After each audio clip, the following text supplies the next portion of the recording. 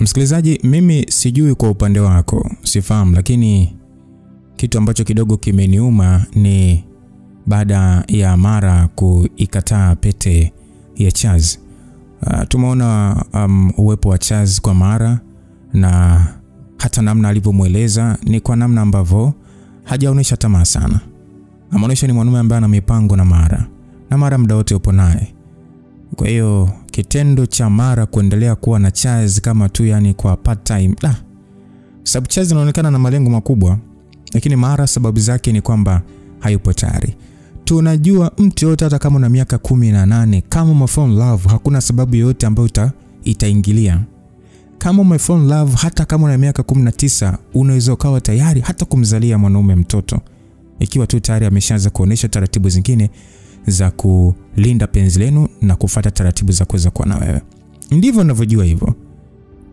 Kwa kitendo cha kukataa, tayari tunajua kwamba Mara anaikataa pete hii kwa sababu bado anaamini kwenye moyo wake bado anaweza kumpata nani? Kian. Ndivyo ninavyokuwa. Tunasonga mbele. Kwa hiyo tulipoishia ni Mara pamoja na Tony walikuwa wapo sehemu maarufu sana wakitoa show, live band, na muda huo sasa Mara alikuwa anashikana na Tony sana kwenye kuimba, na nguo zenyewe zilizokuwa amevaa zilikuwa ni fupi. Kwa hiyo hapo ndipo tulipoishia, na tunaamini Chazi muda huo alikuwepo eneo hilo. Sasa tujui alivyokuwa anaona wanavyoshikana itakuwaje. Langu jina Lucas Lumba, simtarishaji wa hii simulizi ni Chuchu. Basi Mara anasema ya kwamba nilishuka kwenye stage nikaulizia Chazi yuko wapi. Niliuliza watu tuliokuwa tumekaa nao. Kesi ambaye alikuwa ananishangilia kama mwenzake Cindy ndo alinionyesha Chazi alipo. Wale wanaume wote walikuwa wananitazama kwa jicho la tofauti. Yaani nilikuwa najihisi uchi, mchafu, mtu wa ovyo. Kitu pekee nilichotaka ni kwenda kitandani na kulala nikiwa mikononi mwa Chazi.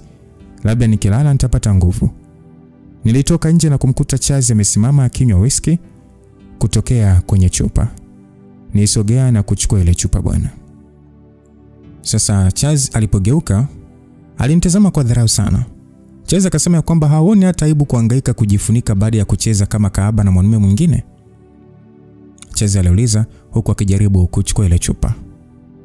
Nilimuita kwa sauti ya chini huku nikijaribu kusogea na kumgusa, lakini airudi nyuma akasema kwamba usiniguse.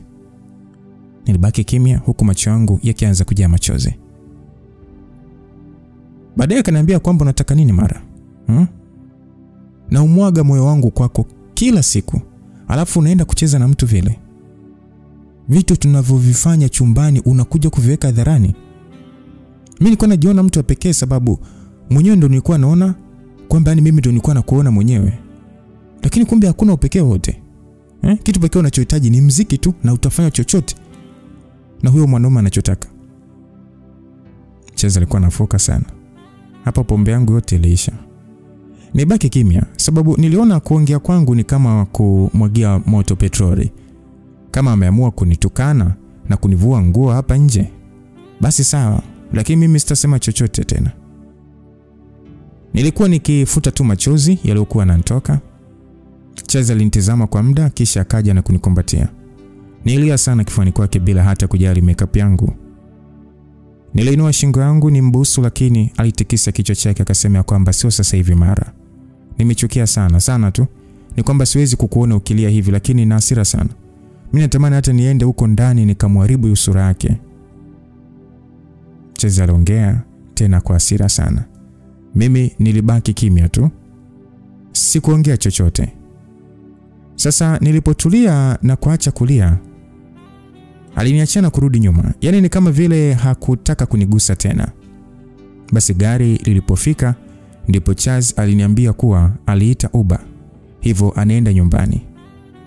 Mimi sikutaka maelezo mengi wala sikutaka kumwaga mtu yote. Niliingia naye kwenye gari kisha tukaelekea nyumbani.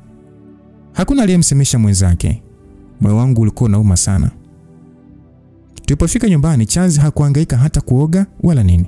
Alijitupa kitandani na nguo zake vile vile. Kwanza mimi mwenyewe sikuwa hata nimeelewa tena. Natamani na mimi ningekuwa mwanaume wa kujitupa tu kitandani, lakini sasa nina makeup ya kutoa na kamba za kuvua. Nilielekea bafuni baada ya kutoa makeup, kisha nikachana ile nguo. Nichukua mkasi na kukatakata ile nguo kwa hasira. Yaani sikutaka hata kuiona. Kisha nikaingia bafuni na kujisugua sana, huku machozi yakinitoka. Nilipomaliza kuvaa nguo za kulalia na kwenda kitandani, simu yangu ilikuwa inaita. Tony ndo alikuwa ananipigia. Sikupokea simu yake ikakata. Nilimtumia ujumbe kesi kuwa tumerudi nyumbani, hivyo hakikisha wamerudi na magari yote, na kumueleza awage watu wote kwa niaba yangu. Basi nilitoa sauti kwenye simu na kujitupa kitandani nikitafuta usingizi. Charles alikuwa ameshalala muda mrefu tu. Nilimhurumia kwa jinsi alivyokabwa na nguo, hivyo nikamsaidia kumvua jeans angalau awe huru kidogo. Kulipokucha asubuhi, nilichukia baada ya kuona simu yangu imezima chaji. Ilikuwa ni mida ya saa 2 hivi. Charles hakuwepo. Bila shaka ameenda kazini. Leo hata hajaniamsha wala hajaniaga. Ni kama aliharakisha kuondoka ili asongee na mimi. Niliweka simu yangu kwenye chaji na kuanza kujiandaa kwa ajili ya kwenda studio. Leo nilivaa tu bukta ya jeans, lakini angalau leo inafika gotini. Kisha chini nikavaa raba na juu nilivaa t-shirt nyeusi. Niliporudi kutazama simu yangu ambayo ilikuwa imewaka baada ya kuingia chaji, nilifungua na kuona watu wengi wamentag Instagram. Ilibidi nikae kwanza na kufungua. Video ya kwanza niliyokutana nayo ilikuwa ni ile nikicheza na Tony jana. Kuna watu waliokuwa wanasifia, lakini watu walionitukana walikuwa wengi pia. Comment zilikuwa ni nyingi sana. Wakaandika ya kwamba nimemshusha hadhi. Mwingine akaandika nilijua ni mwanamke anayejielewa kumbe hamna kitu. Mwingine akaandika ya kwamba ameshakuwa kaaba kama makaba wengine. Msikilizaji, hizo ni baadhi ya comment nyingi nilizoziona. Nilitoka haraka na kubonyeza video nyingine ambayo ilikuwa ni video yangu na Charles tukiwa tunagombana jana. Ina maana kuna mtu alikuwa anaturekodi. Angalau sauti haisikiki, lakini ukiangalia tu unajua kuwa hawa watu wanagombana. Comment zilikuwa ni nyingi sana. Watu wakinipondea, wakimsifia Charles kwa kutokubali ujinga. Wengine walikuwa wanamwambia Charles aniache mapema sababu nimeshakuwa kama wanamuziki wengine. Nijikuta nikishindwa kuzuia machozi yangu huku nikiendelea kupitia zile comment. Kuna watu walikuwa wananitukana matusi ya nguoni. Yaani utadhani wananijua, lakini hakuna hata mtu mmoja anayenijua. Wote wananiona tu na kunisikiliza nyimbo zangu. Kwa nini wanifanyia hivi? Basi simu yangu iliita. Nilipoona jina la kesi ndipo nikakumbuka kuwa natakiwa niwe studio. Nilipokea tu na kumwambia kwamba nipo njiani. Nilimuita dereva ambaye Charles aliniandalia, kisha nikaelekea studio.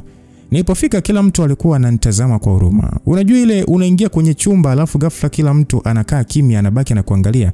Yaani kama vile walikuwa wanakusema wewe. Hicho ndio kitu hasa mimi nilichokiona hapa. Lakini hao ni marafiki zangu, hawezi kunifanyia hivyo. Basi Devi aliinuka na kuja kunikumbatia. Devi akasema kwamba kila kitu kitakuwa sawa mara, usilie. Aliniambia kwa kujua tu kwa lazima nilie. Nijitahidi kuyazuia machozi yangu na kwa bahati nzuri nilifanikiwa. Basi kwa hasira kidogo nikasema kwamba kila mtu anajua David na watu wananitukana. Watu hata hawanijui lakini wananitukana tu matusi ya nguoni. Kwani mimi nimewakosea nini? Devi akaniambia hao ndo watu. Sawa usiwaweke akilini. Sasa hivi utaacha kulia. Naenda kukuletea juice, unywe, utulie na utulize akili yako, sawa? Tony akija mtafanya kazi nzuri sana ambayo itawanyamazisha midomo yao. Unanielewa? Devi aliniambia kwa msisitizo. Niitikia kwa kichwa huku sasa nikifuta machozi kidogo ambayo yalifanikiwa kutoka, kisha nikavuta pumzi na kwenda ukaa. Kesa alinivuta na kunikumbatia bila kusema chochote. Uzuri walikuwa wawili tu sababu siko tayari kuonana na watu wengi. Lakini angalau sikulia tena. Devi alikuja na juisi ya baridi sana. Niliinywa na kusikia nikipata nafuu kidogo. Niliangalia simu yangu lakini Charles hajajibu ujumbe wote niliomtumia. Tony alipokuja alinitazama kwa huruma na kunikumbatia. Lakini kwa namna fulani nilikuwa nimemkasirikia sababu ana asilimia zake anazochangia hapa. Akanambia kwamba nimehuzunika kuona umekorofishana na mpenzi wako. Lakini wewe tulia tu, sawa? Wimbo tutakao watolea wataupenda sana na utatuingizia pesa nyingi, hata wao hawataelewa imekwaje kwaje. Aliniambia kwa kutabasamu. Hasa Tony akasema kwamba mimi huwa nikipata skendo naitumia kutoa wimbo mkali. Wanaendelea tu kuongea huku sasa wakiangalia wimbo wangu na mimi ninaingiza pesa. Hawezi kuwa msiji mwema kwa watu wote Golden. Wacha msingi hapa tu hakikisha mambo yako vizuri na huyo mtu wako. Hicho ndio kitu pekee tu cha cha muhimu, lakini usisikilize siji dunia sababu hawakujui. Sasa kwa nini maneno yao yakutese? Mimi wakaanza kuniongea hapo na shusha wimbo. Tony aliniambia huko akiendelea kutabasamu. Maneno yake yalinifanya nitabasamu kidogo. Basi acha tutoe club banger kali hadi wachanganyikiwe. Niliendelea kuwaza hilo huku sasa nikitoka nje na kuweka order ya vitu kadhaa kwa ajili ya Chaz. Kama hataki kujibu ujumbe wangu sidhani kama ataweza kukataa zawadi. Nirudi studio na kuanza kazi na Tony. Haikuchukua muda mrefu sababu beat ilishatengenezwa. Producer Tony alikuja na beat na Kesi akaongezea mawazo yake. Kwa hiyo tuna beat fulani hivi kali sana la kwenda. Hata mimi nashindwa kujizuia kutikisa kichwa likipigwa hapa studio. Na kitu kizuri zaidi ni kwamba walimpa Devi apige bass ya huu wimbo. I say sijawahi kumpenda Devi zaidi hapa. Alipomaliza nilimrukia na kumkumbatia kwa furaha. Mpaka wakati huu sikumbuki hata kama nilikuwa na huzuni. Baada ya kula chakula cha mchana, tulianza kuingiza sauti. Tulipomaliza sehemu yetu, tuliwaacha producers wakifanya kazi zao. Niliangalia simu yangu lakini bado hakuna ujumbe wote kutoka kwa Chaz. Nikajaribu kuwasiliana na watu niliowatuma kupeleka vitu na wakaniambia mzigo waliofikisha na ukapokelewa. Chaz amenikasirikia sana ese. Sijui nifanyeje tena ili mambo yarudi kuwa kama mwanzo. Nirudi nyumbani mapema nikiwa na huzuni. Akilini kwangu niliwaza labda nimuandalie chakula kizuri, nijiandae kama ile siku ambayo hatukuweza kufurahia usiku wetu kwa sababu alikuja na Kiani. Labda nifanye hivyo. Hapo ni kama atakubali kula chakula changu na kuniruhusu nimguse. Na kama atarudi nyumbani mapema au hata sijui kama atarudi, but anyway. Nilipofungua mlango wa nyumbani, nilipokelewa na harufu nzuri sana ya kuku. Nijikuta nikitabasamu, yaani moyo wangu uliruka kwa furaha. Nilifunga mlango na kukimbilia jikoni haraka. Nilimkuta Chaz akipakua chakula kwa ajili ya kutenga mezani. Aliponiona aliweka kila kitu chini na kunigeukia kwa tabasamu. Hakuna hata chembe ya hasira usoni kwake. Sasa Chaz akasema kwamba nilijua utachelewa zaidi kurudi ili nimalize kuandaa. Kabla hajamaliza sentence yake, nilimrukia na kukutanisha midomo yetu. Nilikuwa na furaha sana. Sikujua kama nimemzoea hivi. Siku ya leo ilikuwa ni ndefu sana bila ujumbe wake wa kila baada ya dakika kadhaa. Akaniuliza naendeleaje au nimekula au kuniambia tu amenimisi hivyo. So nilipomwachia ilikuwa ni kwa sababu tu tulihitaji kupumua. Nilimwambia kwamba nakupenda sana Chaz, sana, naomba unisamehe. Nilimwambia kwa sasa nikimbusu mashavu, pua, masikio, kila sehemu naweza kufika. Chaz akasema kwamba nimekusamehe mpenzi. Najua haukufanya makusudi, pombe tu ndio ilichangia. Basi nilimvuta na kumkumbatia huku nikishusha pumzi. Nilianza kumvuta kuelekea chumbani huku nikianza kuvua t-shirt niliyokuwa nimevaa. Kitu pekee nilichotamani sasa hivi ni kuwa kitandani na Chaz na anipindue awezavyo. Chaz akaniambia kwamba baby chakula kitapoa. Sasa mimi nisimama na kumgeukia nikasema kwamba hebu niambie Chaz, chakula kipi una hamu sana kukila sasa hivi? Nilimuuliza kwa sasa nikingata mdomo wangu. Chaz aliguna na kuninyanyua bila taarifa. Nijikuta nikipiga kelele lakini niliishia kucheka alipoanza kukimbia kuelekea chumbani akiwa amenibeba. Alimfikisha na kunibwaga kitandani. Chaz akasema nina njaa na wewe sana tu. Nikamwambia sasa unasubiri nini? Basi bwana. Masaa kadhaa baadaye tulikuwa tumekaa tukila huku tukipiga story. Ugomvi wetu umeshasahaulika tayari. Kila kitu kimerudi kama mwanzo na naweza kabisa kusema kila kitu kimekuwa bora zaidi. Na Chaz aliniambia kwamba hakutaka kunijibu chochote ni kwa sababu alitaka kuniandalia surprise. Chaz akasema kabla sijasahau na zawadi yako. Chaz alisema hivyo huku sasa akiinuka pale kwenye kochi na kwenda chumbani kisha akarudi na kibox kidogo hivi kirefu. Sasa Chaz akasema kwamba acha kuniangalia hivyo, hebu fungua. Chaz alisema huku akija kukaa pembeni yangu na kunitazama kwa tabasamu. Nilipofungua nilikutana na mkufu mzuri sana, lakini kile kidani ni kama nimeshawahi kukiona.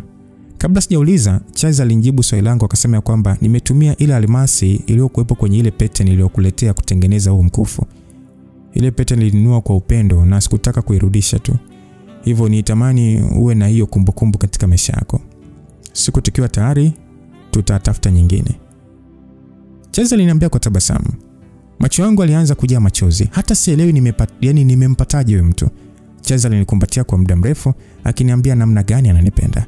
Basi kesho yake nilipoenda studio nilikuwa na furaha kubwa kiasi kwamba yani kwanza kila mtu alikuwa ananishangaa tu. Tony na mimi tulisikiliza wimbo na kufanya marekebisho tuliyoyaona, lakini kwa ufupi kazi imekamilika sasa. Hapa ni sisi tu kuamua wimbo tunaotoa, yani ambao tunaandaa hapa tunaotoa lini. Wimbo wenyewe unaitwa Kamata. Sio aina ya nyimbo zangu, lakini siwezi kulalamika. Tumefanya kazi nzuri sana. Wimbo utakuwa ni ladha mpya kwa mashabiki zangu na mashabiki wa Tony. Baada ya kila mtu kuwa sawa, tulipata chakula cha mchana pamoja na Tony kisha akaondoka. Alikuwa na show kufanya kesho, hivyo asingeweza kukaa zaidi. Nibaki pale studio nikiendelea kufurahia ule wimbo.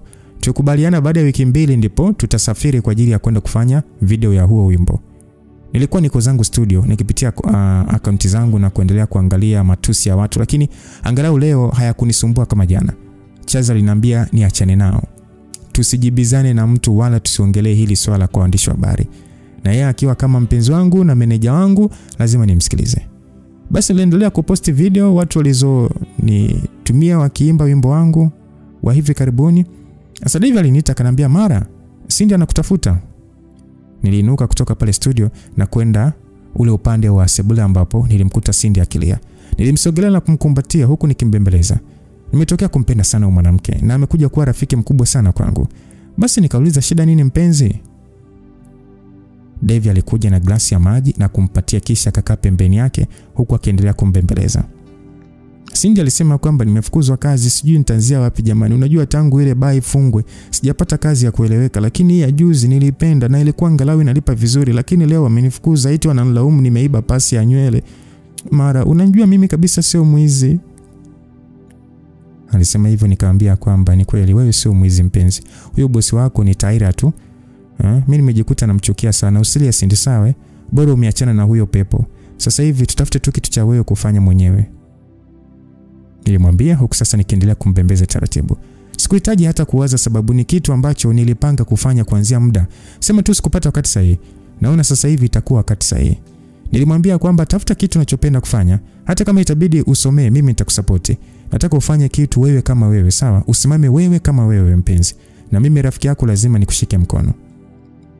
Cindy akasema hapana Mara, mimi siwezi kukuruhusu utoe pesa yako kwa ajili yangu. Nikamwambia kwamba wewe bahati mbaya sio maamuzi yako, ni maamuzi yangu. Niambie unapenda kufanya nini? Cindy akasema makeup na saluni. Akasema vizuri, basi tafuta sehemu nzuri wanaofundisha alafu tutalipa ukasomee, sawa? Ukihitaji uso wa majaribio mimi niko hapa siku zote. Nilimwambia hivyo. Cindy alinivuta na kunikumbatia huku akizidisha kulia. Naamini haya yatakuwa ni machozi ya furaha. Basi akanambia kwamba nakupenda sana Mara, asante. Nikasema nakupenda pia Cindy. Sasa nikamwambia Dave kwamba haya Dave, tumtafutie mrembo wetu chakula sababu na hakika bado hajala. Dave alimuuliza Cindy anachotaka kula kisha akatoka haraka kwenda kumtafutia. Nibaki pale na Cindy hadi akawa vizuri tena na akala na akashiba. Nilipohakikisha anafurahi tena ndipo nilipomruhusu aondoke na Dave alienda naye akiahidi kumfikisha salama. Niliwahi kurudi kabla ya Chaz na kuandaa chakula kisha nikakaa nikimsubiri sasa nikiangalia movie. Simu yangu iliita na nilipotazama anayenipigia tumbo langu lilisokota kidogo. I say, ni Delila, anataka nini tena sasa hivi? Basi Dia akaniambia kwamba hi Golden. Akasema hi Dia, unaendeleaje? Delila akasema mimi naendelea vizuri, nilitaka nikualike wewe na Chaz kwenye birthday dinner ya Kian ni wiki ijayo Alhamisi. Nimeona nikwambie mapema ili uweze kuiweka kwenye ratiba yako. Nikamwambia okay, nadhani basi nitakuwa free usiku, kwa hiyo usijali tutakuwepo. Dia akasema okay, vizuri kabisa, yani usiofu na itakuwa ni kitu private. Marafiki wa karibu tu. Tukila chakula cha jioni nyumbani itatosha sana. Kwa hiyo hakutakuwa na kamera wala chochote. Dia aliniambia bila shaka anaamini kama dunia nzima kuwa Chaz na mimi tumeachana. Nimwambia kwamba hakuna shida mpenzi, tutakuwepo. Dia aliendelea kunipigisha story pale, lakini hatimaye tukaagana. Nikabaki pale nikimsubiria Chaz.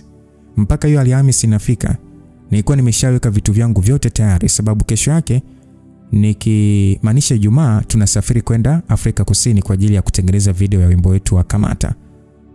Halikuwa wazo langu kwenda mbali hivyo, lakini Tony ndo amesisitiza akidai huko kuna madirekta wanaofanya kazi nzuri, kuwa video zake nyingi zilizofanya vizuri zirekodiwa huko. Na mimi siwezi kulalamika. Sijawahi kwenda huko. Utakuwa na wakati mzuri kwa mimi na Charles kupumzika pia. Lakini kwa siku wa leo acha tumalize hili swala la chakula cha usiku kwanza. Kwa leo nilivaa gauni langu la kunichora linaloishia juu kidogo ya goti, na Charles alipendeza ndani ya jeans na t-shirt. Raha ya wanaume hawana mambo mengi ya kufanya, sio kama sisi. Tulipofika wanapoishi Kian na Dee, Charles alishuka na kuniambia nisubiri anifungulie mlango. Nibaki nikicheka tu niliposhuka pale. Tulipoingia ndani ndipo nilipogundua kuwa tumewahi sana. Itakuwa tumesahau muda, lakini sikumbuki Dee aliniambia ni muda gani. Haijalishi, lakini tumeshafika. Dee alikuja kutukumbatia akifuatiwa na Kian. Tulikaribishwa kukaa, lakini binafsi niliona aibu sababu bado kuna vitu vingi vya kufanya. Hivyo nikainuka na kuelekea jikoni alipo Dee. Nilimsaidia kukata kachumbari huku sasa akifunika pilau pale. Upande wa pili kulikuwa na viazi, kuku, kuna nyama choma imeshaletwa, bado kuna wali maua, bado kuna kuna roast nini.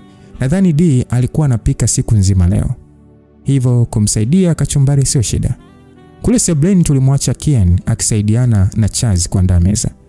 Baada ya Dee kufunika lile pilau, aliniacha ni msaidie kuiangalia ili aweze kwenda kujiandaa. Nilimtoa hofu kuwa hadi atakaporudi chakula kitakuwa mezani, hivyo asiwe na shida. Sasa Kian yeye alikuja jikoni kwanza kuchukua sahani na vitu vingine, na naweza kushangilia kuwa moyo wangu hauhangaiki sana nikimwona Kian. Leo nina nafuu, sio kama mwezi mmoja uliopita alivyokuja kwetu. Lakini kusema kweli hata mimi nilijitahidi sana kumuepuka kama siji kama kitu gani . Na leo unanikimbia. Shida nini? Alisema aliporudi baada ya kupeleka sahani na kumwacha Charles akizipanga. Kuna kitu gani kinachokufanya uwaze hivyo? Mimi niko sawa tu, nilimwambia, macho yangu yote yakiwa kwenye matango niliyokuwa na yakatakata. Hata hutaki kuniangalia, si ndio? Kuna kitu nimekosea? Kian aliuliza huku akinisogelea kabisa. Moyo wangu ulianza kwenda mbio, lakini sikutaka kulionyesha hilo. Niliacha tabasamu tu na kutikisa kichwa huku nikimtazama. Haujanikosea chochote Kian, tuna mazoea gani hadi ufike hatua kunikosea?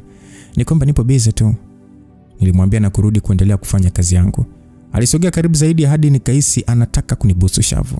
Nijikuta nashindwa kuendelea kukata vitu sababu mikono ilikuwa inatetemeka, lakini alipofika karibu yangu kabisa alinyoosha mkono na kuchukua kitambaa cha kufutia vyombo kisha karudi nyuma. Nijikuta nikishusha pumzi, kitu kilichomfanya Kian acheke huku akianza kufuta glasi. Sikujua kama ana kichaa hivi.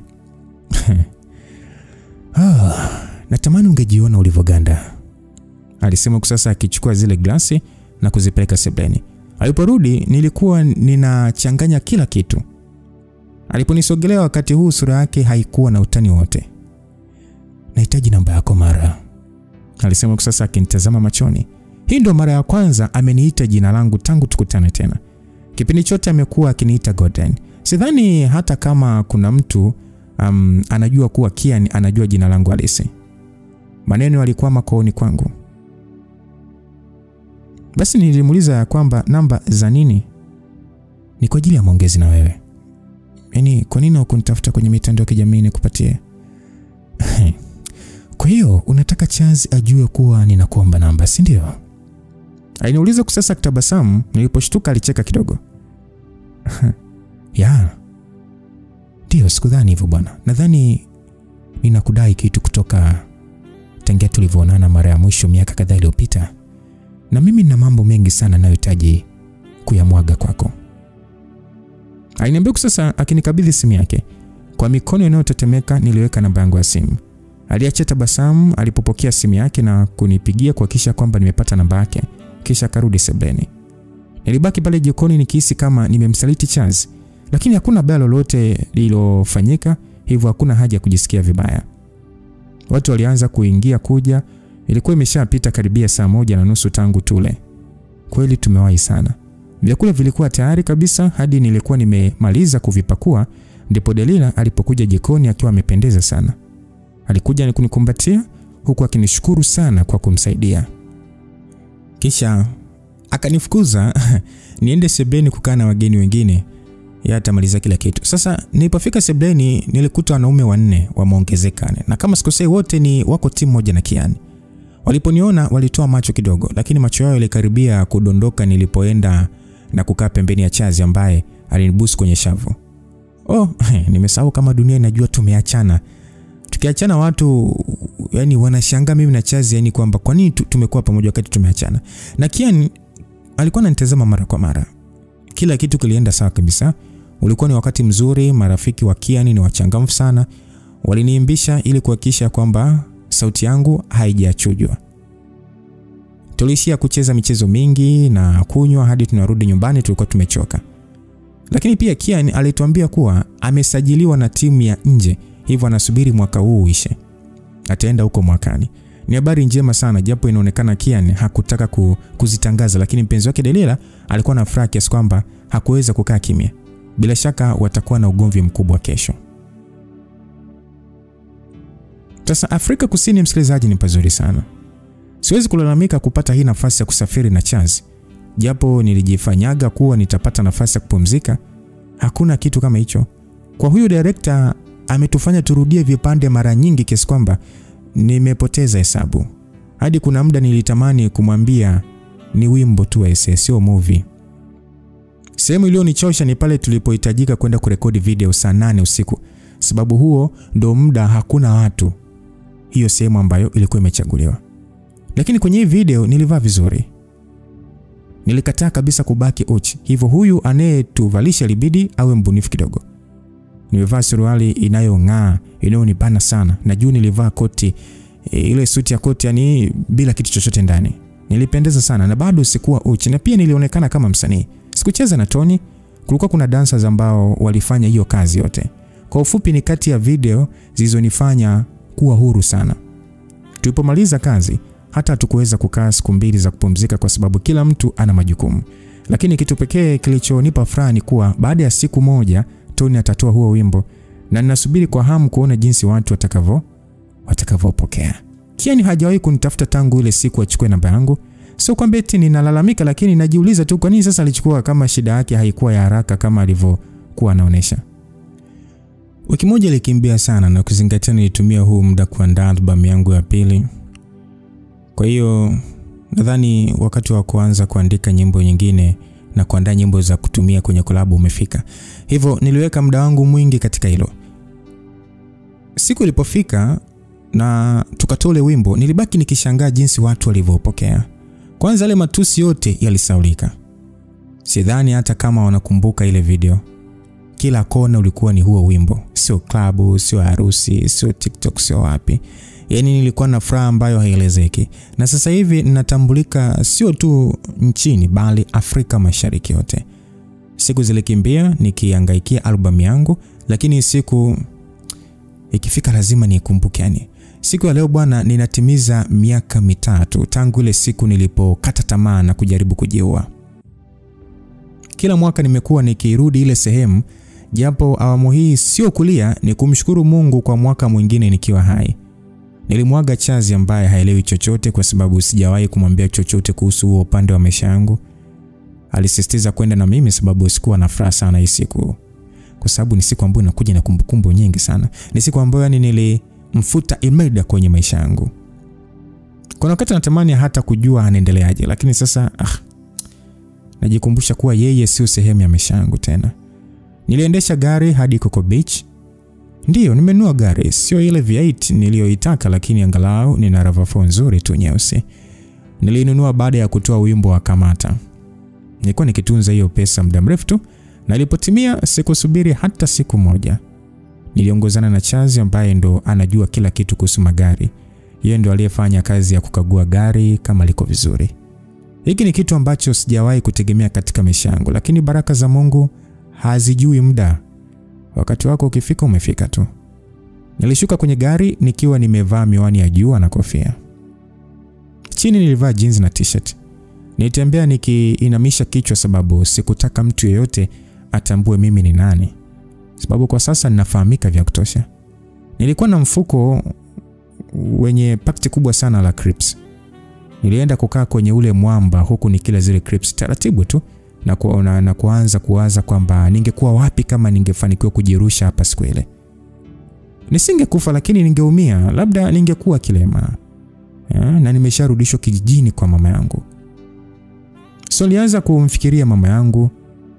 Mimi huwa namkumbuka sana na huwa ninawakumbuka pia wadogo zangu. Natamani nijue anaendeleaje na maisha yapoje, mambo ya shule nini, kama umepata ada, sababu kusema kweli mama yangu hakuwa akifanya kazi yote. Alikuwa anategemea mshahara wa baba. Na tukizingatia baba amefariki, sijui anaishi vipi. Labda ni wakati wa mimi kurudi nyumbani nikamsaidie mama kwa chochote ninachoweza. Hakuwa mama bora kwangu, lakini bado ni mama yangu. Angalau hakutoa mimba wala hakuniua nikiwa mdogo. Ameniacha nikakua, hata kama ni kwa mateso ameniacha nikakua. Mateso yake ndio alikuwa kiu yangu ya kutafuta mafanikio. Hata nilipokuwa hapa mjini nilikuwa tayari kufa kuliko kurudi nyumbani. Hicho kitu kilinipa nguvu ya kupambana kila siku. Na leo kila mtu ananijua. Labda sio kila mtu, lakini asilimia kubwa ya watu wananijua. Inabidi tuache kukutana kwenye haya mazingira. Sauti ilisema nyuma yangu. Niligeuka na kushangaa kumuona Kian. Alisogea na ukaa pembeni yangu. Nilimuuliza kwamba unafanya nini hapa? Si ulitakiwa uwe Mbeya ukicheza? Kumbe unanifuatilia Alisema huku akitabasamu na kudumbukiza mkono wake kwenye mfuko wa crips zangu. Alichota na kuanza kula kabla ya kuendelea kuongea. Lakini haunifuatilii vizuri sababu ungejua kuwa niliumia. Hivyo nipo kwenye matibabu. Pole sana. Asante, na wewe hongera sana. Sehemu yako ya kilio umeigeuza sehemu ya kuwa ni sehemu ya kichekoni. Aliniambia kwa kitabasamu, nilitabasamu pia na kutulia huku nikiendelea kula crips zangu taratibu tu. Hivi unajua kwamba nilikuwa hapa kuanzia asubuhi nikikusubiri tu. Na nilijua tu lazima uje. Unajua ndo nilikuwa najiuliza, inakuwaje lazima tukutane kila siku nikija hapa? Kumbe wewe unanifuatiliaga pia Anyway, nimefurahi kujua hilo. Mimi nakufuatilia. Unajua kama utataka kujirusha, nataka niwepo kukudaka kila siku. Aliniambia kwa akinitazama machoni. Alinitazama kwa hisia sana, hadi ikabidi sasa nigeuze macho yangu na kurudi kuangalia bahari. Kian alifungua mdomo wake kuniambia kitu, lakini simu yake iliita na kumkatisha chochote alichokuwa anasema. Kisha akasema ya kwamba Dia ananisubiri, acha niende. Alisema na kunikumbatia kisha kaondoka. Nilirudi kwenye mawazo yangu huku nikihisi upweke mkubwa, hasa baada ya kumkumbuka baba yangu. Sijui kama angejivunia mimi kama angekuwa hai. Natamani ningepata nafasi ya kurudisha angalau theluthi ya upendo wake, lakini hilo haliwezekani. Nibaki pale masaa kadhaa mengine kisha nikaamua tu kuondoka baada ya kumaliza crips zangu. Giza lilikuwa linaanza kutanda, hivyo sikutaka kupoteza muda kabisa. Nilipofika nyumbani nilimkuta Chazi akiwa amekaa kwenye kochi. Alikuwa na glasi ya pombe kali. Nilishangaa kidogo sababu Chazi sio mtu wa pombe kabisa. Basi nilimsalimia nikisema hi baby na kusogea ili kumbusu, lakini alinisukuma kidogo. Nilimshangaa na kukaa kwenye kochi huku sasa nikimshangaa. Uso wake ulijaa hasira. Nikauliza Chazi, shida nini? Chazi alichukua simu yake na kunirushia. Niligeuza na kuangalia. Niliona picha zangu na Kian tukiwa pale beach. Na huyu mjinga aliyefanikiwa kupata hata picha ya ule muda tuliokumbatiana mara moja. Sijui ni nani. Asa Chazi kwa sira kauliza kwamba kwa hiyo ndo sababu ulitaka kwenda mwenyewe, si ndio? Mara hivi nikupatie nini ili uweze kuelewa kwa nakupenda? Kwani lazima unifiche vitu? Kwani unifanye vitu kwa siri? Nimekupeleka kwa wazazi wangu mara. Sijawahi kupeleka mwanamke mwingine yote zaidi yako. Ninajitoa kwa ajili ya ndoto zako. Hivi nikupe nini tena mara? Unataka nini? Chazi aliongea kwa uchungu. Macho alianza kuloa machozi. Nijaribu kujitetea nikasema kwamba Chazi, sio hivyo unavyofikiria. Chazi akasema sio hivyo. Unataka nifikirie nini? Unataka kuniambia ni kwamba hamkupanga kukutana? Si ndio? Ndio maana hujataka kwenda na mimi. Kati ya watu wote ukaona Kian. Wakati Kian anakaribia kuoa, hivi una shida gani mara? Nikasema kwamba Chazi, hebu naomba try basi kidogo nikueleweshe, atukupanga chochote. Chazi akasema, leta simu yako. Alisema sasa akinyosha mkono. Alifoka akasema, leta hiyo simu mara. Basi nitoa simu yangu na kumkabidhi. Alichukua simu yake na kunakili namba ya Kian kwenye simu yangu. na kama hivyo jina likaja K George likatokea na hiyo namba. Mimi sikumsave kwa jina lake tu. Hiyo ingekuwa rahisi kwa mtu yeyote kujua tunawasiliana. Charles alinitazama kama haamini. Alirudishia simu yangu na kuweka simu yake mfukoni. Charles akasema kwamba siwezi kufanya hivi mara. Kama uko tayari kuwa na mimi, ni vizuri ukaniambia mapema ili nisiendelee kupoteza muda wangu. Charles aliongea kwa sauti ya upole iliyojaa uchungu. Nilisogea haraka na kumshika mkono wake. Moyo wangu ulikuwa unaenda mbio na machozi yananitoka. Nilimwambia kwamba nakupenda Charles. Charles akasema kwamba sioni upendo wote hapa. Yaani naona ni uongo tu ndio umejaa. Nikasema kwamba Charles, naomba nikueleweshe, alafu baada ya hapo ndio utaamua chochote na mimi sitakuzuia. Nilimwambia kwa sasa nikifuta machozi yangu. Nimwambia kwamba nakwambia kila kitu na kuomba sana utulie. Akaniambia okay, dakika 5 mara. Basi nilikaa chini na kwa mara ya kwanza kabisa nilimweleza Charles kuhusu maisha yangu hadi leo. Na sikuficha chochote kuhusu Maxi. Aliniuliza kama amini ya kwamba Maxi, yani huyu anayefanya naye kazi. Nilipomjibu ni yeye, Charles alichukia sana na kudai atahakikisha anapoteza kazi yake na anapitia kipindi kigumu, lakini siwezi kulalamika kuhusu hilo. Baya lolote litakalompata Max na wenzake, mimi ni furaha kwangu bwana. Nilimwelezea hadi mara ya kwanza kukutana na Kian na ile mara ya mwisho, lakini sikuelezea chochote kuhusu hisia zangu. Charles akaniambia kwamba kwa hiyo kipindi chote hiki wewe na Kian mlikuwa mnaigiza hamjuani, kumbe yeye anakufahamu wewe hata kuliko mimi, si ndio? Charles aliuliza kwa hasira kidogo. Angalau hasira yake imepungua sasa. Nilimwambia kwamba hatukuwahi kutegemea kama tungekutana tena na sikuwahi kudhani kama tungekuja kuwa karibu. Nilimwambia hivyo kwa sasa nikiangalia pembeni. Bila shaka macho yangu yamevimba kwa kulia. Charles akasema kwamba kwa nini hukuniambia siku ya kwanza nilipomleta hapa nyumbani? Nikamwambia kwamba nilijua tu lazima nikwambie hayo yote na niliogopa unaweza kuniona sifai. Charles akasema mara. Hivi kwa nini usifai? Machoni kwangu hakuna mwanamke wa kuchukua nafasi yako katika dunia. Hayupo. Lakini mimi sitaki uwasiliane na Kian. Sawa? Futa hizo namba. Sitaki uwe na mazoea naye wala wanaume wengine kwa ujumla. Umenielewa? Nikamwambia sawa, chochote unachotaka. Charles akasema vizuri. Haya, futa hiyo namba hapa mbele ya macho yangu, futa. Alisema, so nilichukua simu yangu na kuifuta namba ya Kian mbele yake. Kisha akaichukua simu yangu na kuipitia. Akapitia SMS nilizokuwa na chati na watu nini. Charles akasema kwamba hata Udevi naye simtaki bwana. Mimi sio mtu wa hivi, lakini unanifanya niwe hivi mara. Charles alisema kwa sasa akiendelea kupitia simu yangu. Nijihisi ni kama mwanafunzi aliyepeleka kazi yake kukaguliwa na mwalimu. Na maisha yetu yakabadilika kuanzia pale msikilizaji. Kwanza urafiki kati ya Kian na Charles ulipotea kabisa. Yaani hakuna maongezi wala chochote. Hakutaka hata niwe na mazoea na D. Sikuwa na uhuru tena wa kuongea na Devi hata kama Charles yupo. Kila jioni nikirudi nyumbani kazi yake ni kukagua simu yangu na kila ukurasa wangu. Alikuwa ananilaumu hata kwa kitu ama vitu ambavyo ni sio makosa yangu, kama watu wakinitafuta Instagram na kuniandikia ujinga. Ataona kabisa sijajibu, lakini atanilaumu kuwa huenda nimefuta nilichowatumia mwanzo. Lakini hakuishia hapo. Alianza kukagua nguo ninazovaa. Ghafla nguo ikiwa juu ya magoti ni fupi sana kama nitakuwa mwenyewe, basi ni kesi. Lakini kama tukiwa wote hakuna shida. Na mimi siwezi kwenda mahali mwenyewe zaidi ya studio, ambapo atampigia kesi amuulize kama nimefika studio. Ameshapiga hesabu zake kuwa kutoka nyumbani hadi studio haiwezi kuzidi nusu saa. Hivyo huo muda ukipita, akipiga simu akaambiwa sijafika, ni ugomvi. Kila siku mimi ni wakulaumiwa. Ile furaha na amani na uchangamfu, yani yote kapotea baina yetu. Nakumbuka ilikuwa ni siku ya baby shower. Kuna msanii aliyekuwa anakaribia kujifungua, hivyo nilialikwa. Na ilikuwa ni tukio la wanawake tu. Nilikuwa naenda na Cindy ambaye ndo anayenitengeneza nywele na makeup.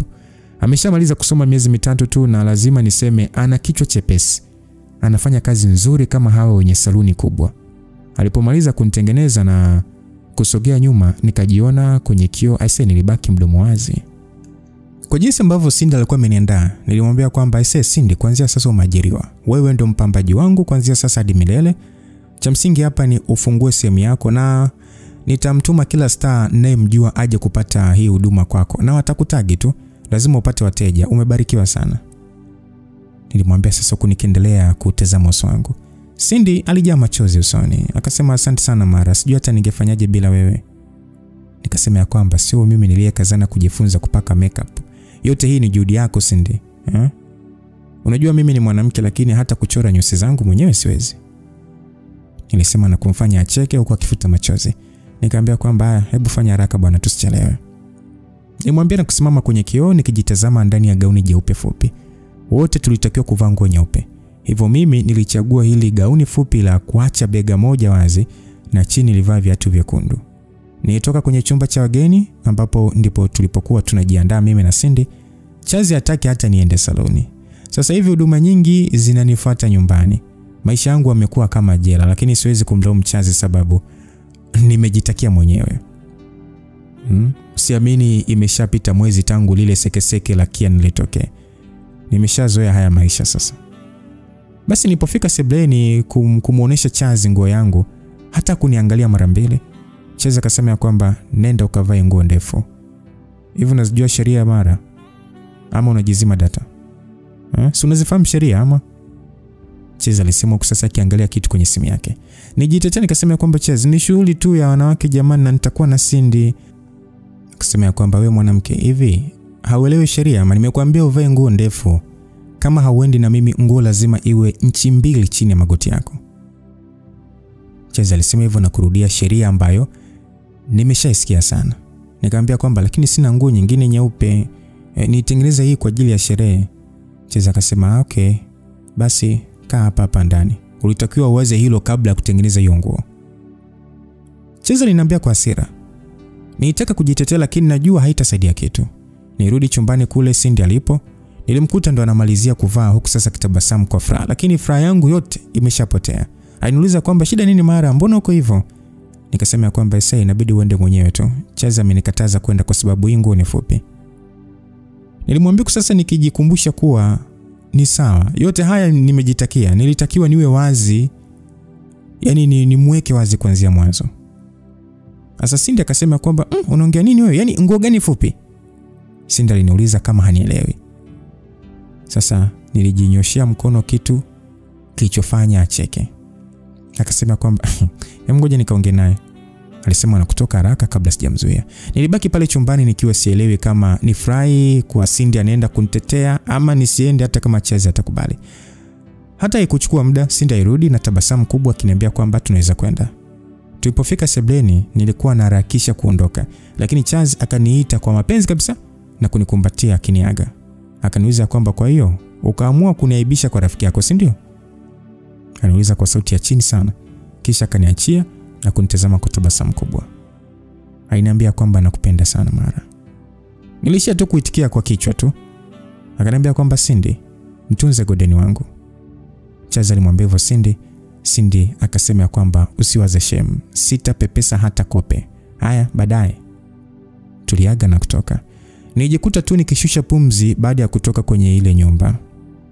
Basi Cindy akasema kwamba hivi ni kitu gani kinaendelea kati yako na Chazi? Yaani mko kama mtu na babake. Yaani unakuwa muoga. Na ni kitu gani hicho kuwa anakupangia kitu cha kuvaa jamani? Cindy aliuliza tulipoingia kwenye gari. Nikamwambia kwamba hamna, Chazi ananipenda tu, anajaribu kunilinda. Nilimwambia sasa nikitabasamu. Huo ndio ukweli msikilizaji. Chazi anafanya yote haya ili kunilinda nisije nikamsaliti. Ni sawa kwa sababu yeye ni mpenzi wangu. Ananipa kila kitu, kwa nini simsikilize sasa? Cindy kwa hasira akauliza kwamba upuuzi tu. Huu tumbo umeanza lini? Nimwambia kwamba hamna kitu chochote kibaya Cindy. Nimwambia huku macho yangu yakiwa barabarani. Ni ajabu leo Chazi hajasema twende na dereva. Lakini nadhani hamuamini hata dereva. Machoni pake naweza kumsaliti na mwanaume yeyote. Madamu ameshabalee basi ananifaa. Sasa Cindy akaniambia kwamba alafu Devi amekasirika, amesema upokee simu zake, unamkwepa, Yaani hamuendi wote, yaani ukienda kwenye show mnakuwa mnakutana tu studio ambapo unajitahidi hata kutokuongea naye. Hivi Devi amekosea nini? Usiniambie ni Chazi ndo amekwambia usiongee naye. Cindy aliniuliza. Nilipokaza mikono kwenye usukani Cindy aliona na kushusha pumzi. Cindy akasema kwamba Mara, hivi umejiingiza kwenye nini? Sawa, Chazi ni mwanaume wako, lakini bado unatakiwa kuwa huru kwenye mahusiano. Unatakiwa uweze kuvaa kile unachotaka, uongee na watu unaotaka. Jamani, mahusiano hivi sivyo mahusiano yanavyotakiwa kuwa. Nikasema kwamba Cindy, naomba tuongelee tu kitu kingine. Mimi nimetoka nyumbani ili kufurahi, sio kuanza upya kuongelea maisha yangu. Cindy akasema, haya, samahani sikujua. Cindy alikaa kimya na najua amechukia, lakini mimi sijali. Acha tuende kwenye hiyo party ili jambo lipite. Miezi miwili baadaye nilikuwa nimepiga hatua kubwa kimuziki. Kwanza kabisa Kenya pamekuwa kama nchi yangu ya pili. Tangu ile kolabo na Tony nimepata mashabiki wengi kutoka Kenya na Uganda.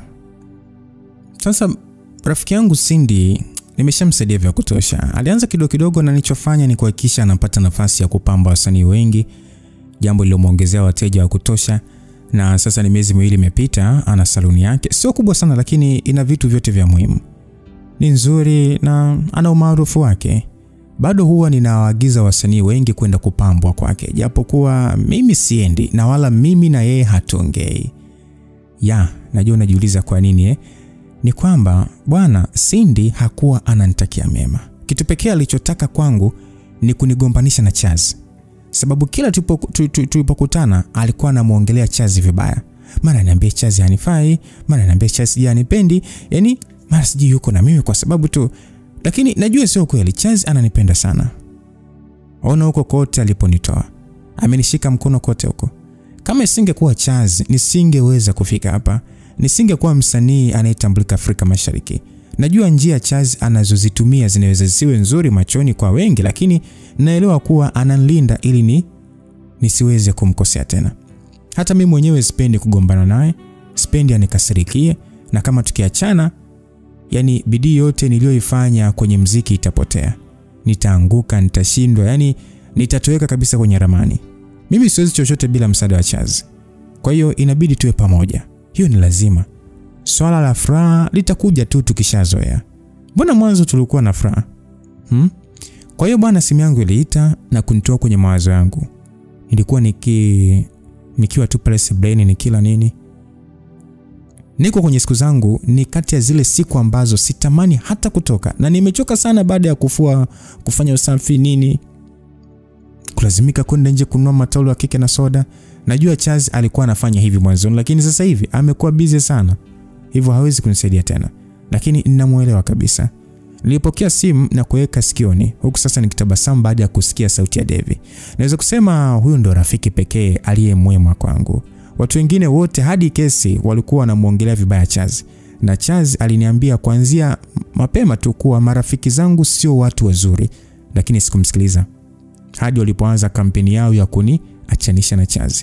Mtu pekee ambaye alikuwa hamuongelei vibaya Chaz ni Devi. Yani ndio rafiki pekee wa kweli ndiye naye. Basi Devi akasema kwamba leo umepokea simu yangu, nadhani huyo shetani wako hayupo nyumbani.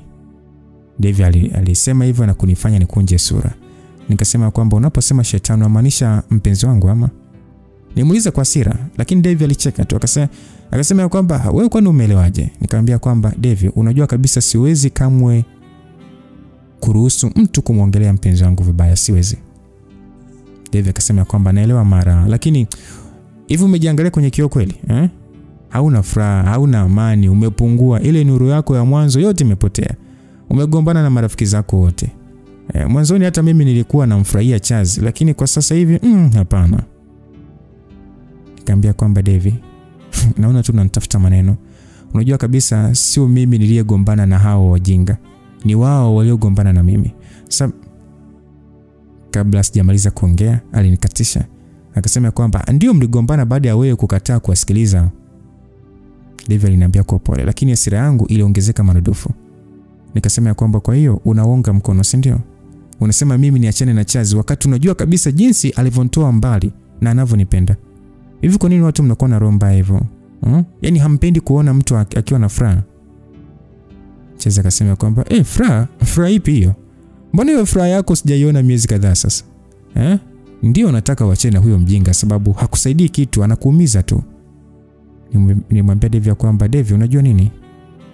Nakutakia maisha mema Devi, sawa mimi siwezi kukaa hapa na kukusikiliza ukimtukana mpenzi wangu.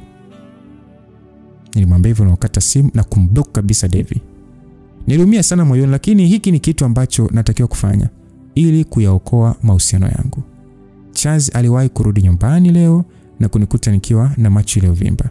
Aliponiona tu alikuja na kunikumbatia. Akaniuliza kwamba nini shida mpenzi wangu, unaumwa ama? Nikasema hapana, nimegombana na Devi. Chaz akasema, yaani umegombana na mwanaume mwingine alafu unalia kama umefiwa? Aya, kwa nini umegombana? Nikamwambia kwamba alikuwa anakuongelea vibaya. Mimi siwezi kuruhusu watu waongelee vibaya mahusiano yetu. Najua unanipenda Chaz na huwezi kuacha lolote bali nipate. Mimi nachukia tu jinsi watu wanavyohangaika kukuchora kama gaidi. Chaz alisema kwamba baby, yaani napenda sana ukipambania mahusiano yetu hivi, napenda mno. Unajua mimi nimekuwa nikikwambia kuhusu marafiki zako, lakini hujanisikiliza. Ni bora umejionea mwenyewe. Nadhani sasa utanisikiliza wakati mwingine nikikwambia. Akasema kwamba ndio nitakusikiliza mpenzi wangu. Cheza akasema, basi sawa, usingekuwa kwenye siku zako ningekuridhisha hadi usingeelewa ufanye nini na mwili wako. Lakini kwa sababu tuna hiyo changamoto, acha nikufanyie masaji. Alisema huku akinibusu. Si unaona msikilizaji, hii ndio sababu mimi napenda kufanya vitu vya kumfurahisha Chaz, sababu lazima na yeye anifurahishe. Kama hivi, najua baada ya muda kidogo nitakuwa najisikia vizuri na maumivu yangu ya mgongo yatakuwa yameisha. Alafu kuna watu wanasema eti ni mtu mbaya. Ni kwamba tu hawamjui Chaz kama vile ninavyomjua mimi. Wakati ananifanyia massage, aliniambia nimuelekeze namna mazungumzo yangu na Devi yalivyokuwa. Yaani nimuelezee namna mazungumzo yangu na Devi yalivyokuwa. Na mimi nilimueleza kila kitu huku nikifunga macho na kufurahia kazi nzuri ya mikono yake. Chaz akasema kwamba kama nilivyokuambia mwanzo, hawa walikuwa wanataka tu tuachane. Na si unajua gharama ya sisi kuachana mpenzi Kwa sababu tukiachana sitaweza kuendelea kuwa meneja wako na hiyo itapelekea kazi yako kufa mpenzi wangu. Unakumbuka mimi ndo nilikuinua kutoka kwenye matope, kutoka kuishi kwenye chumba kimoja hadi hapa sasa hivi una gari, account inasoma vizuri. Usisahau hayo mpenzi. Bila mimi yani itakuwa ni rahisi sana kwako wewe kupotea mara. Na hapo kijumlisha upendo wangu kwako. Chaz aliongea hivyo. Nikasema kwamba ni kweli Chaz, siwezi kuachana na wewe. Nilimwambia maneno aliyojaa akilini na moyoni mwangu. Maneno yote anayosema Chaz ni kweli. Kama asingetokea kunigundua na kunisaidia, yawezekana mimi ningekuwa hata nimesharudi kijijini, au labda ningekuwa na tangatanga baada ya kukosa kodi ya kulipia pale nilipokuwa naishi. Chaz alimaliza kunifanyia masaji na kunishushia mabusu mengi huku akiniambia ananipenda sana. Alinitazama kwa macho yaliyojaa upendo ambao hauelezeki. Bado sijui nimefanya nini kupata mwanaume kama huyo, kwa sababu yawezekana marafiki zangu wote ni wabaya kama hivyo, lakini Chaz ni rafiki mkubwa kwangu na ananitosha sana. Mwaka unakatika sasa tangu nianze mahusiano yangu na Chaz. Siamini kama siku zimekimbia hivyo, lakini hiki ni kipindi ambacho nimekuwa karibu zaidi na Chaz na tulipanga kufurahia hii siku. Nitamani hata kufanya sherehe lakini sina watu wa kupanga nao. Muda kama huu naona hata ninaweza kuambatana na D, lakini hata yeye siruhusiwi kuongea naye. Hata hivyo sijui kama nitaweza kumpata sababu mpenzi wake ameshaenda kwenye timu yake iliyomsajili huko Uingereza. Kwa hiyo mimi siwezi kujua kama anapatikana au hapatikani. Katika hiki kipindi sijafanikiwa kutunga wimbo wote. Nimeishia kutoa nyimbo karibia zote ambazo nilikuwa nimeziandika kipindi chote hicho, lakini sina wimbo mpya niliotunga kwa takriban miezi 3 sasa. Kinachoniokoa ni hizo nyimbo za zamani na cha pili ni collabo. Yaani ni kama utani hivi, lakini wasanii wengi wamekuwa wakinitafuta kufanya collabo. Uganda, Zambia, Malawi, Rwanda, kote huko nimeshafanikiwa kufanya collabo na wasanii wao. Na ni muujiza tu jinsi hizo nyimbo zinafanya vizuri. Kwa mwaka mmoja wa kazi matokeo niliyoyaona haelezeki kabisa. Na shukrani zote zinaenda kwa nani? Kwa Chaz. Alafu kitu nilichokishangaa ni kwamba moyo wangu hauruki tena nikimuona Kiani. Yaani sidhani kama kuna wakati wowote moyo wangu unaruka kwa furaha.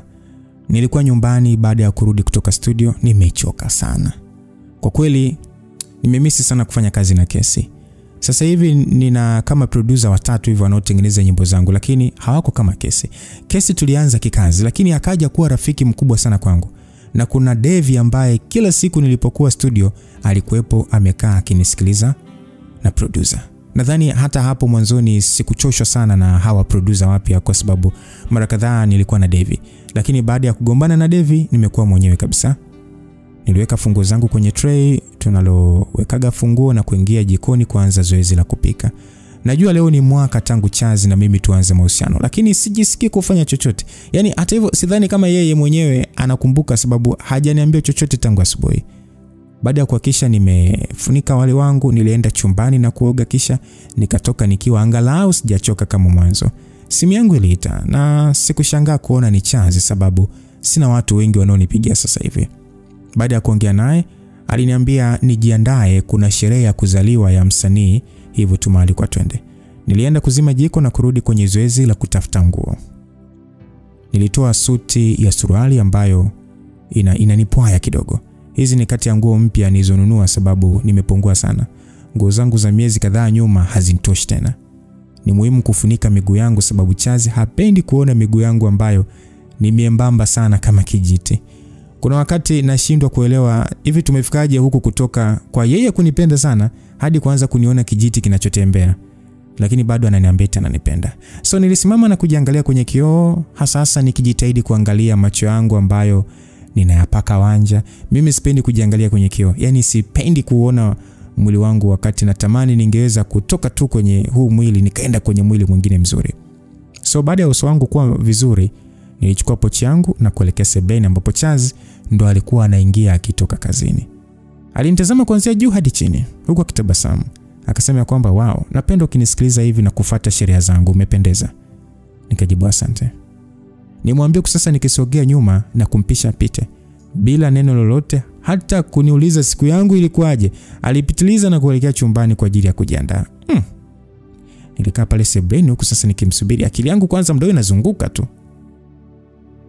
Yaani kukaa mwenyewe studio leo bila Devi ni kama kulifungua macho yangu. Lakini sijui natokaje hapa. Najua siwezi kuachana na Chaz. Yeye ndo anayeniwezesha kuwa hapa. Nilipo kuachana naye ni kama ni kufungia jiwe mguuni na kujirusha baharini. Kuzama ni lazima. Sasa Chaz alitoka na tabasamu, kisha tukatoka kuelekea kwenye gari tayari kwa ajili ya sherehe. Sikuwa na hamu ya kusherehekea chochote. Moyo wangu na akili yangu vimechoka sana. Kitu pekee ninachotamani, sijui hata ni kitu gani ninachowaza ambacho inaweza kunisaidia kuwa sawa. Nadhani Chaz kunikumbatia. Yes, nahitaji kukumbatiwa na mtu. Sasa tulipofika, yani tuliposhuka kwenye gari, nilienda kumkumbatia Chaz. Sikujali chochote, nilihitaji tu nafsi yangu itulie. Chaz akasema kwamba Mara, watu wanatazama bwana, tunatakiwa tuingie ndani. Aliongea kwa hasira kidogo, huku sasa akinitoa mikononi mwake taratibu.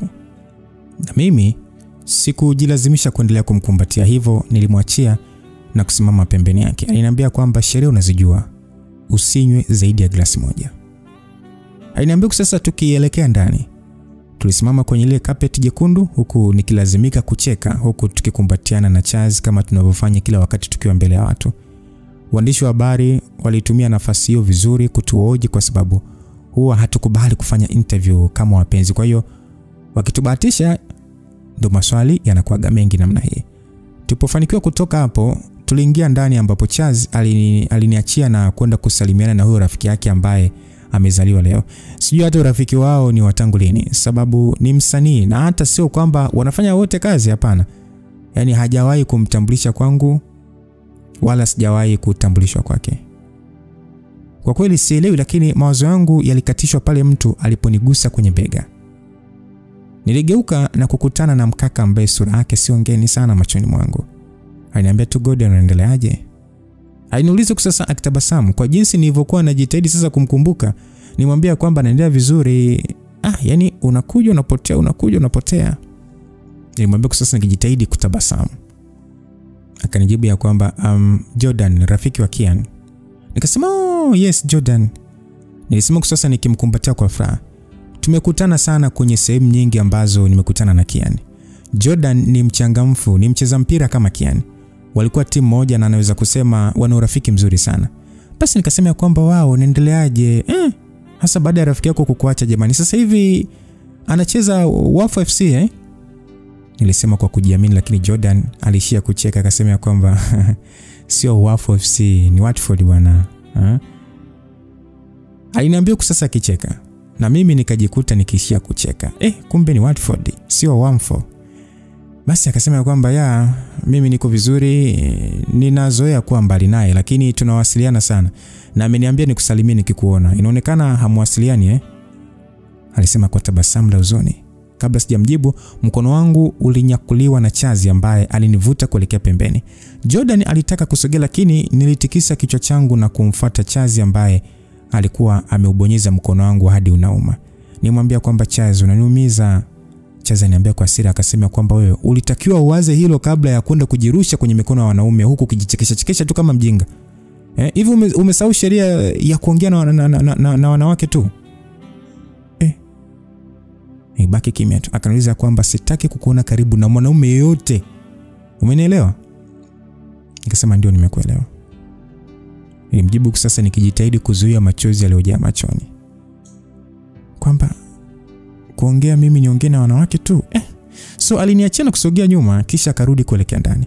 Nilitulia kidogo na kuelekea ndani ambapo watu kadhaa waliona ugomvi wetu, walikuwa wakinitazama kwa huruma. Sasa Jordan alikuja, bila shaka alitaka kuniuliza kama niko sawa, lakini sasa nilimpita kama mti.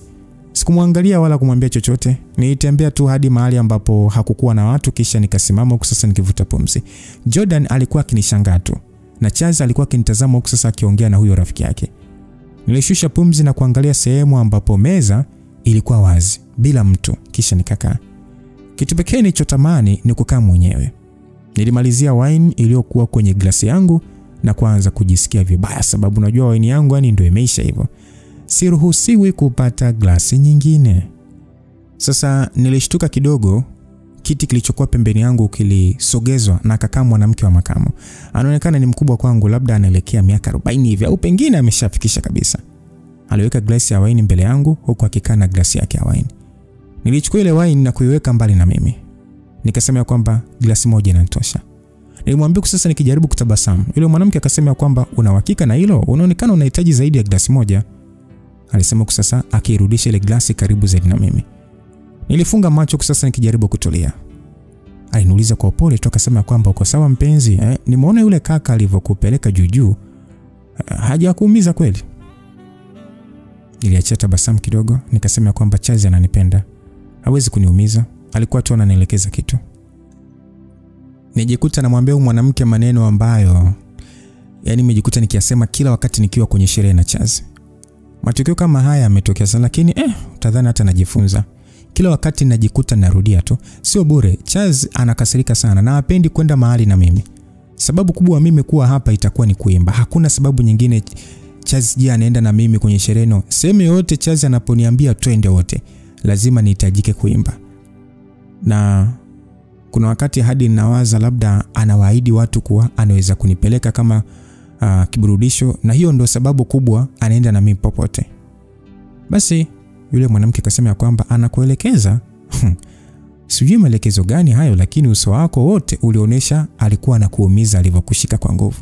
Najua mimi ni sura mpya machoni mwako na labda hiyo ndio sababu unakosa uhuru wa kuongea na mimi, lakini nadhani ni wakati wa wewe uwaze upya haya mahusiano yako. Haonekani kuwa na furaha kabisa Gordon. Aliposema jina langu ndo nilikumbuka kuwa mimi ni mtu maarufu, hivyo bila shaka ananijua angalau hata kwenye TV, lakini mimi simjui. Basi nikasema kwamba asante sana, nitawaza kuhusu hili. Nilimjibu tu ili aache kunikera na maongezi yake. Sipendi watu kujifanya wananijua baada tu ya kuniona kwenye TV. Lakini najua pia siwezi kuwajibu watu vibaya, itaniharibia brand ambayo nimeteseka sana kuitengeneza, na ndio kitu pekee kinachofanya mahusiano kati yangu na Chazi endelee kuwa hai.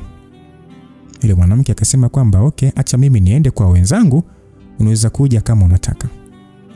Alisema kwa kinuka, bila shaka aliona sina hamu ya kuongea naye. Nilimshukuru na kumwambia niko vizuri. Sasa baada yule dada kuondoka, nilishusha pumzi na kuegemea kiti changu, huku sasa nikichukua simu yangu na kuanza kucheza game. Nyakati kama hizi ndio huwa natamani ningekuwa na kwangu pa kwenda, lakini sina. Miezi miwili iliyopita nilihamia kwa Chazi rasmi. Vitu vyangu vyote vipo kwake, na ile nyumba nzuri niliyokuwa nimepanga imeshapata mpangaji mpya. Kama nilivyowaza, mida ulipofika niliitwa kuimba. Nikukumbusha tu msikilizaji, sijaandaliwa wala silipwi kwa kutumbuiza kwangu, lakini ni wajibu wangu sababu niko kwenye sherehe. Ni kama vile ni mimi ndio speaker. Wajibu wake ni kutoa sauti. Kwa hiyo hakuna kazi nyingine. Kwa sasa ndo nahisi watu wananiona hivi. Niliimba nyimbo 2 lakini waliniambia niongeze. Hivyo niliishia kuimba nyimbo 5 kama nilivyosema. Ni kama naonekana speaker tu.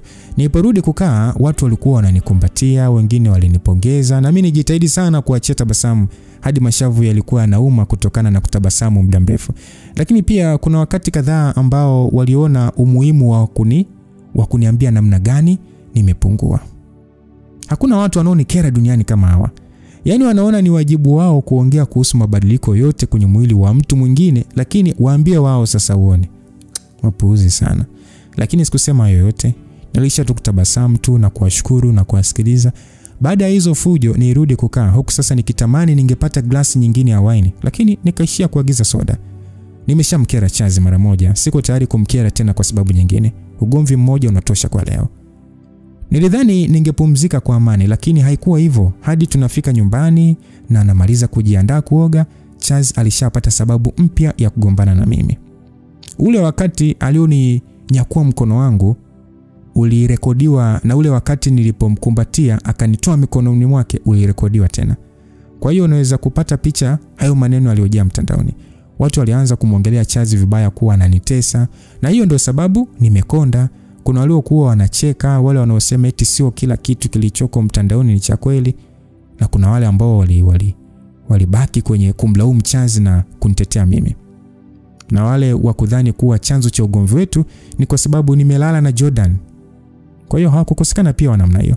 Ni kila mtu alikuwa anaongea anachokijua yeye mwenyewe. Lakini Chazi alinilaumu kwa hayo yote kuwa kama ningemsikiliza, hayo yote yasingetokea na watu wasingekuwa wanafanyaje wanamtukana. Nadhani inamuuma sababu ni mara ya kwanza anatukanwa, wakati mimi nimeshazoea kutukanwa kama msanii.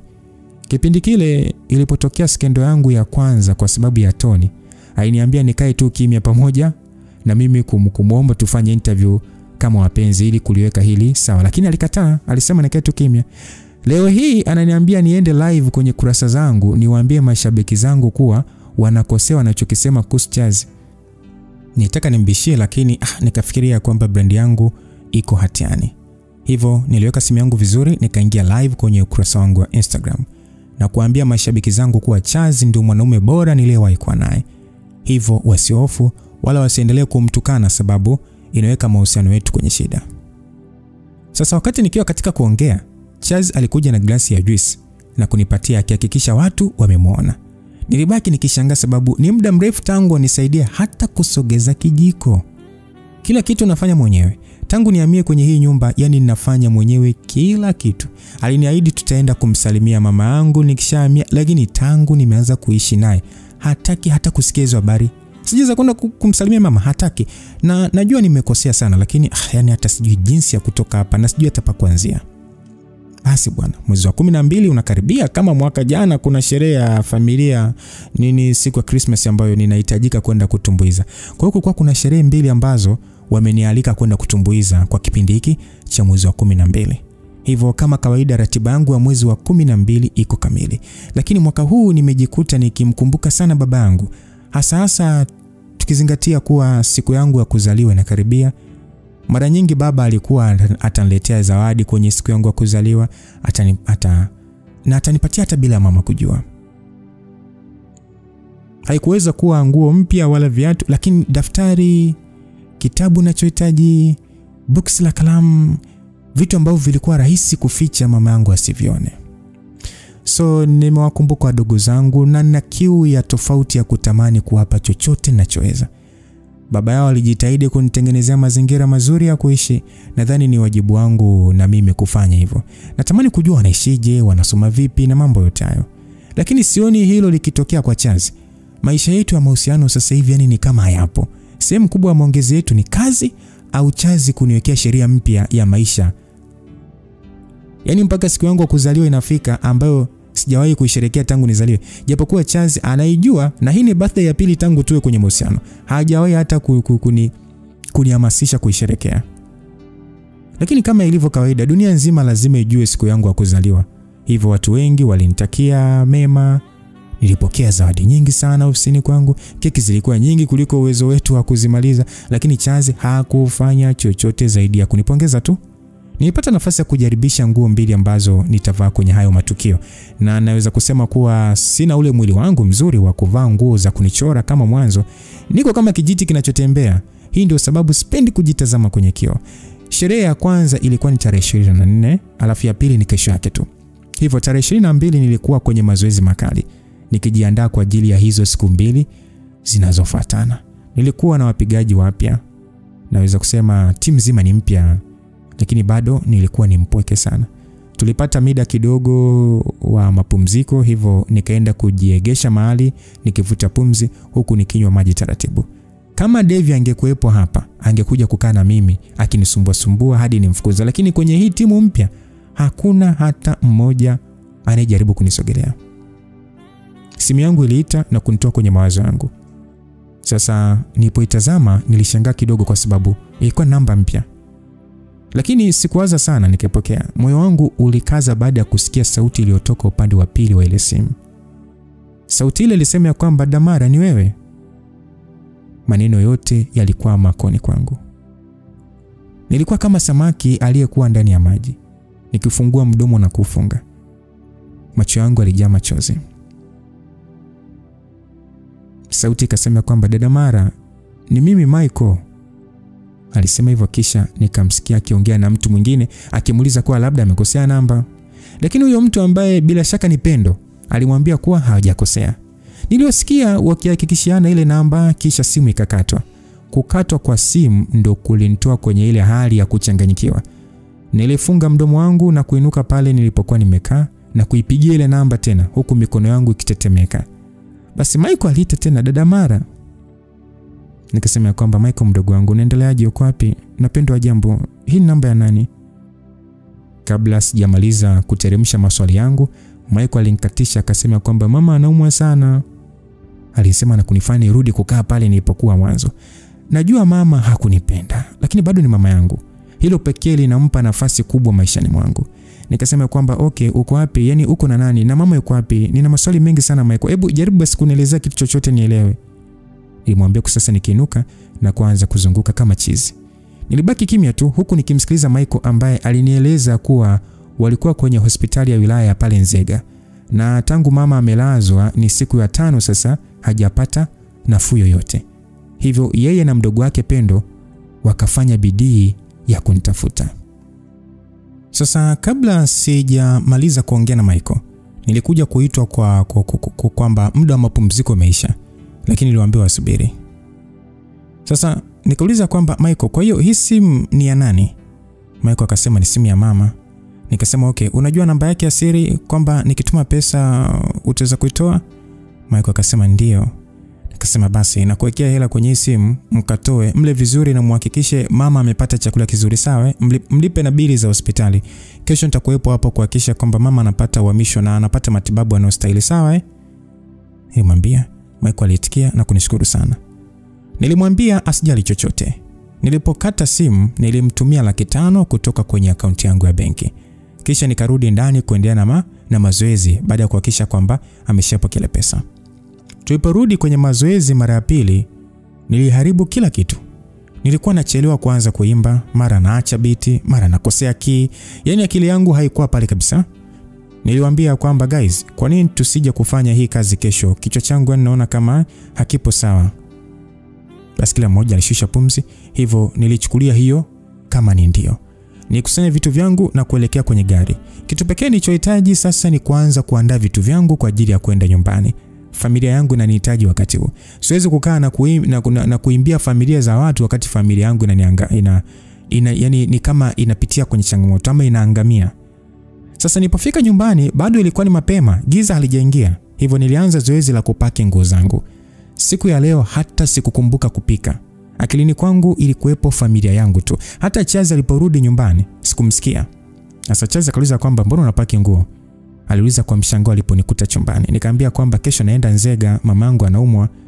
Chazi akasema, nini unaongea nini? Yaani kesho kutwa unahitajika kwenda kuimba. Ina maana umepata tatizo la kumbukumbu au? Nikamwambia Chazi kwamba na wewe ni kwamba haunisikii au? Nimekuambia mama yangu anaumwa Charles. Hivi nawezaje kwenda kuambia watu wengine wakati mama yangu anapitia shida? Nimwambia kwa hasira. Uzuri nimemaliza kupaki kila kitu msikilizaji ninachohitaji kwa wiki nzima. Nilifunga zipi ya begi langu na kumgeukia Charles. Charles akasema kwamba hivi, unajua unajihangaisha kwa mwanamke ambaye amekutesa wala hajakujali hata siku moja. Kwa ajili yake ndio unaacha pesa. Na kwanza unaenda ni kama tu unaenda kupoteza pesa zako tu. Charles aliendelea kufoka, lakini sina huu muda kumsikiliza. Nilimwambia kwamba kwa ushauri wangu ni bora uambie hawa watu kuwa sitaweza kuwepo ili angalau wajaribu kutafuta mtu mwingine. Mimi nahitaji unisaidie kukata tiketi. Nimwambia sababu ni wajibu wake. Charles akaniambia kwamba wewe nani akakwambia unaruhusiwa kuondoka mara? Mimi nikiwa kama meneja wako siwezi kukuruhusu ufanye ujinga. Aya. Nijikuta ningepata hasira ajabu. Nikasema basi itabidi nipate meneja mwingine. Nimwambia kwa hasira, huku sasa nikichukua begi langu na kuanza kutoka. Bora niende kulala hotelini kuliko kukaa na huyu mpuzi. Kila wakati nikiwa na shida, hilo halina umuhimu kwake, lakini siku ikiwa ni shida yake, basi hicho ni kitu cha muhimu. Mimi siwezi kukaa kwenye upuzi. Basi nilivyoongea hivyo, Charles kwa hasira sana, huku akinifuata sebleni, akasema kwamba Mara, naomba unisikilize kwa makini. Ukitoka kwenye huo mlango hapo, utakuwa umejiondoa kwenye maisha yangu. Msikilizaji, ni maamuzi yapi ambayo Mara atakwenda kuyachukua? Tumefahamu kwamba Mara amekuwa akifuata kauli za Charles mara nyingi sana. Usifanye hivi, usifanye hivi, usifanye hivi, usifanye hivi. Na kwa hivi sasa tunaona ya kwamba kuna kati ya mzazi na mpenzi. Of course tunajua kwamba Mara alipitia mateso sana kwa mama yake na mpaka mama kufikia hatua kusema kwamba anajuta kumzaa kwa sababu alijitahidi sana kuitoa mimba yake na Mara alingangana humo tumboni na hatimaye amezaliwa. Sasa je, Mara atakumbuka yote na kuamua kumchagua Charles ama kwa sababu siku 3 mbele Mara ana event anatakiwa kwenda huko kuperform. Na leo amepigiwa simu kwamba mama ana changamoto. Sasa Charles ameonekana ni kama mtu ambaye sasa hivi sheria ni nyingi. Yaani sheria ni nyingi sana. Na sasa hivi anamwambia kwamba Mara ukitoka kwenye huo mlango hapo kwamba kwenda kwa huyo mama yako kwamba sija anaumwa utakuwa umejiondoa kwenye maisha yangu. Ikiwa inamaanisha kwamba kuanzia muda huo Charles hatakuwa tena meneja kwa Mara, kuanzia muda huo Charles hatakuwa tena mpenzi kwa Mara. Sasa unadhani Mara atachukua maamuzi gani? Tukutane sehemu inayofuata, lakini nitapenda sana kuona comment yako. Je, Mara ataondoka ama atabaki? Niambie tu kwenye comment yako, alafu tutakapokuja kuingia sehemu inayofuata basi utajua kwamba ulikuwa sahihi ama haukuwa sahihi. Je, Mara atavunja mahusiano na Charles ama tunajua wote jamaa alikomtoa Mara? Kwa hiyo kwa mapenzi ya Mwenyezi Mungu tukutane sehemu inayofuata msikilizaji. Mdoto huo ulikuwa nami Lucas Lumba, mtayarishaji wa hii simulizi ni Chuchu. God bless you till we meet again. Bye bye.